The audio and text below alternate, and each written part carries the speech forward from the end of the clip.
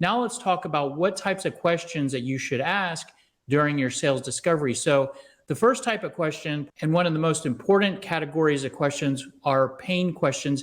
These are questions that probe to see if the prospect has the pain points that you can help with and the pain points that you can make go away. The next category of questions are current state questions. These are questions that help you to identify what is the current state on the prospect side in terms of where your product or service fits. You could ask desired state questions, which help you to identify what direction the prospect wants to go. You could ask questions to identify what the organization looks like on the prospect side. Need to purchase, ability to purchase, authority to purchase, and intent to purchase. So those are some of the different questions you could ask.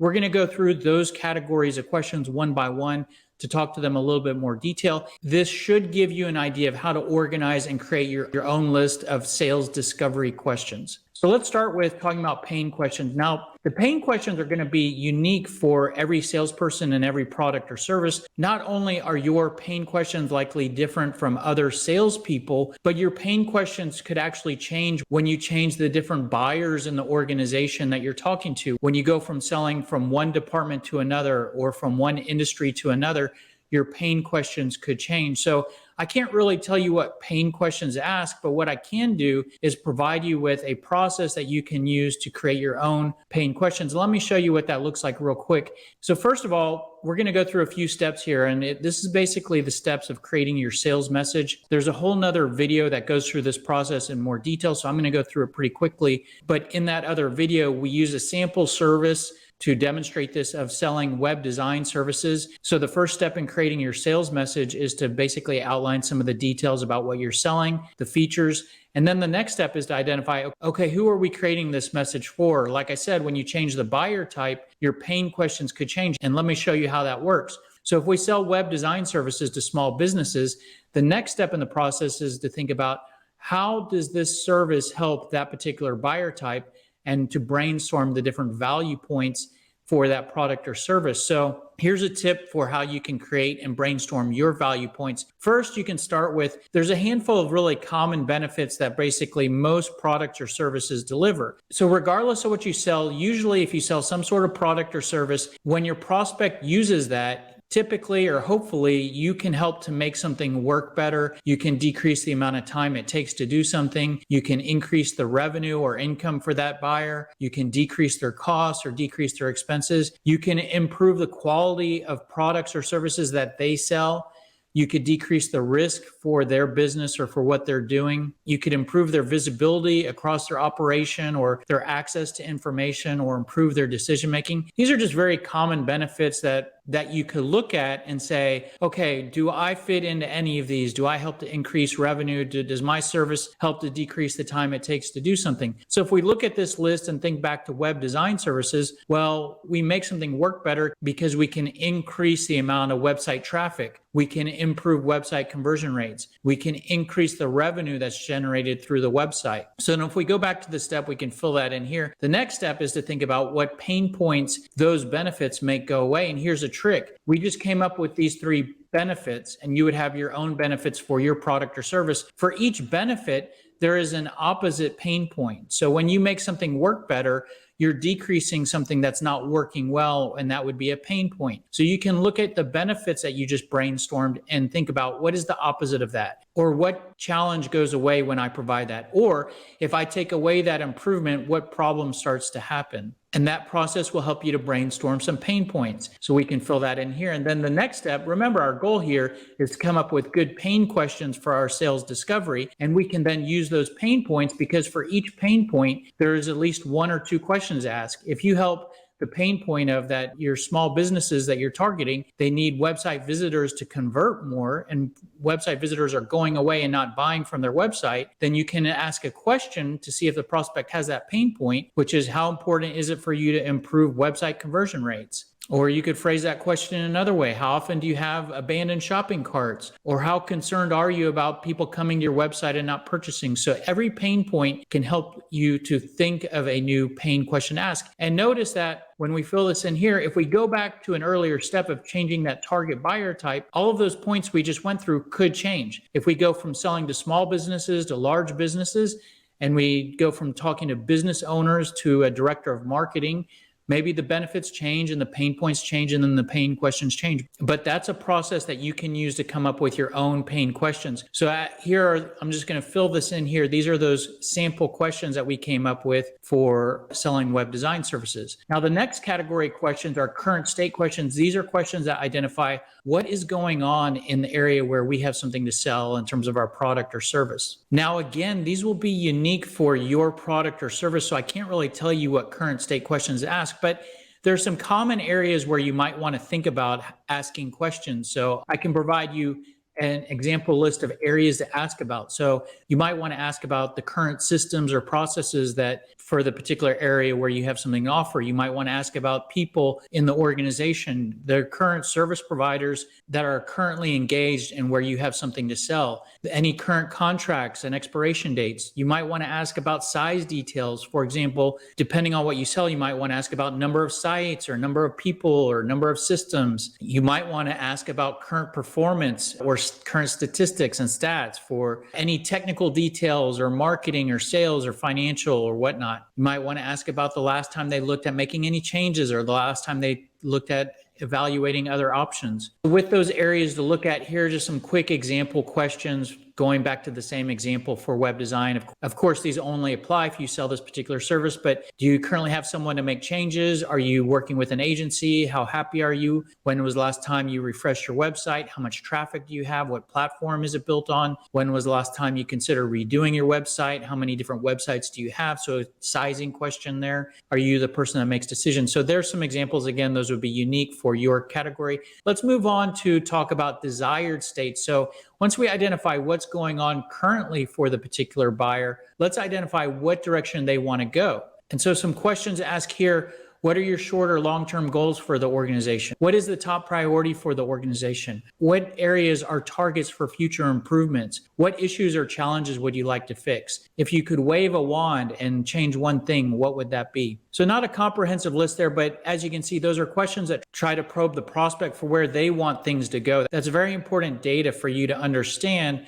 okay, what direction do they want to go and how can we help with that? Or how does that align with what I have to offer? So good data there. The next category is organization questions. And so some questions to ask here, what does the organization look like? So you're trying to identify the structure and departments and people. What objectives is the organization measured against? How is the organization structured? What does your team look like? What other departments do you interface with? Who do you report to? Is it possible to get a copy of an org chart? So just some ideas there of questions you can ask to learn more about the organization that the prospect is in. Need to purchase questions. These are questions that determine how much does the prospect need what you sell. You could end up talking to a prospect that's extremely interested and excited about looking at what you sell and talking about what you sell, but how much do they need that? For example, if we look at a very simple example of selling cars, you might have a prospect in the showroom of a car dealership and they're looking at the latest model of a car and they're very excited and they have lots of questions. They want to take it for a test drive, but maybe the car they have is only 1 year old. So they're nowhere close to making a change, but they're very excited about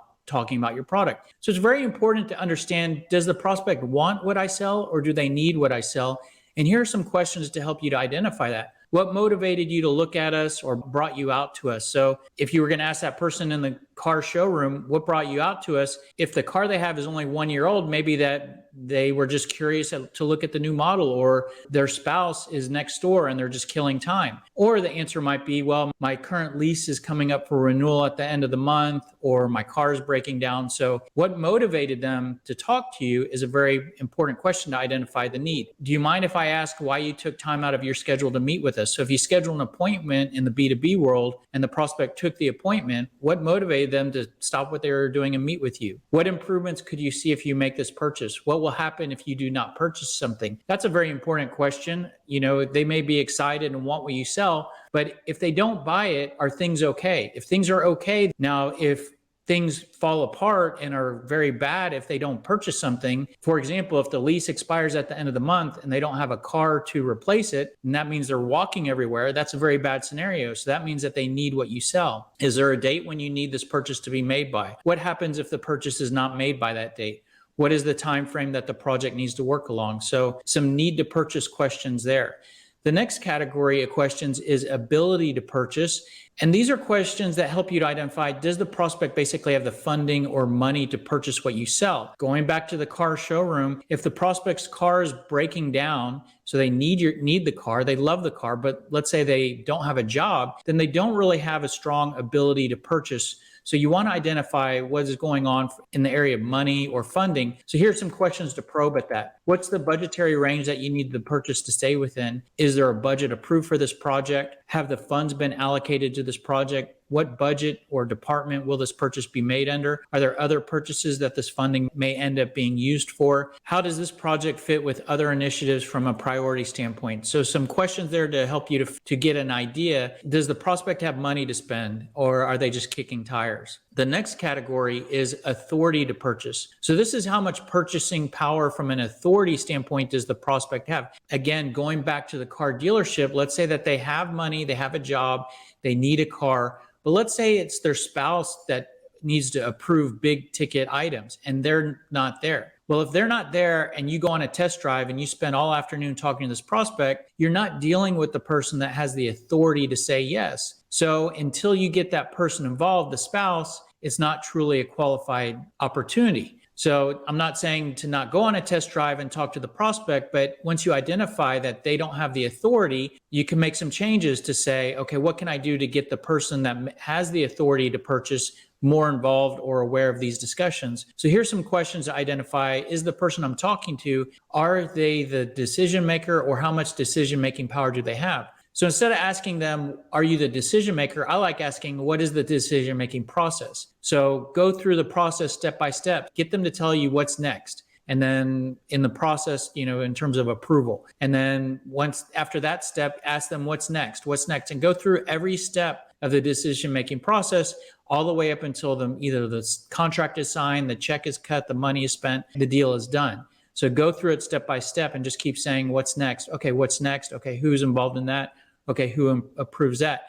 So I personally think that's a better way to identify where the decision-making power sits than saying, are you the decision maker? What parties will be involved in making the decision? What are the key factors that a decision will be based on? What functional areas, departments will be impacted by the purchase? Is there a committee that this type of purchase has to go through? Who is the ultimate decision maker? Who is the person that will need to sign the contract or agreement? So just some questions to ask there to figure out where the power exists. The next category of questions are intent to purchase questions. Now, this is a category that can easily be overlooked. And what I mean by intent to purchase, I mean, how much does the prospect intend to purchase from you? Not how much does the prospect intend to purchase at all. Because if the prospect is 100% going to make a purchase, but they're leaning more towards your competition, then that's very important information to know.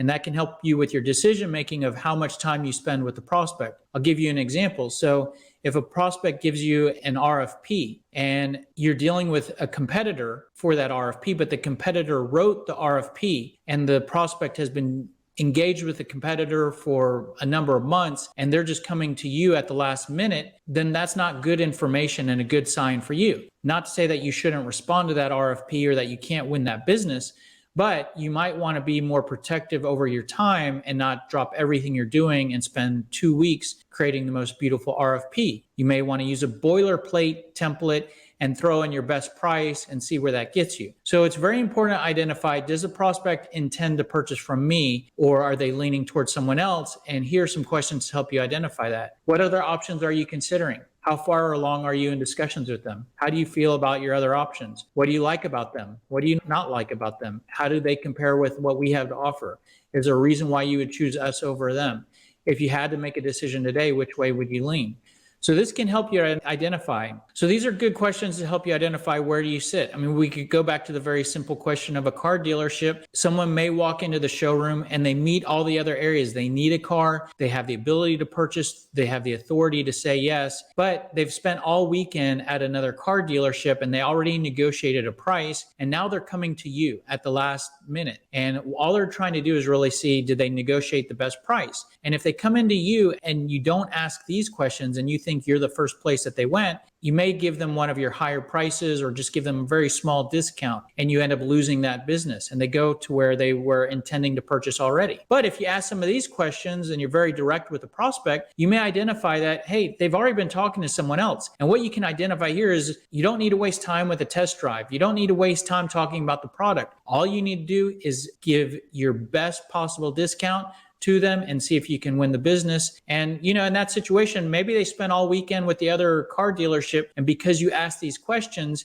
just to give them the price that's right above your bare minimum where you're almost breaking even, and you end up stealing that business from the competition. And you wouldn't have known that if you didn't ask these questions. So those are intent to purchase questions. And now let's wrap up with talking about how to sell the sales discovery. So if you're talking to a prospect and you want to ask all of these questions, you need some time with them to go through and basically interview them. And so let's talk about how to sell that sales process step to the prospect. So you could say, can I schedule a sales discovery meeting with you where I can ask you a bunch of questions? That's not going to be real attractive to the prospect. So I would say, don't ask that way. Be more direct and firm. And what you can do is you can say something like this. Our standard process is to have a discovery meeting where we can gather some details about your environment. What's the best way to get that on the calendar? So you're not saying, can we have this meeting? You're just being more direct and letting them know that this is a step we have to go through. This is the next step. And what's the best way to get this on the calendar? So something in that direction, it would be the best way to sell that. That's pretty much it. If you want more information, have questions, want to access more resources, the best place for you to go is salescriptor.com.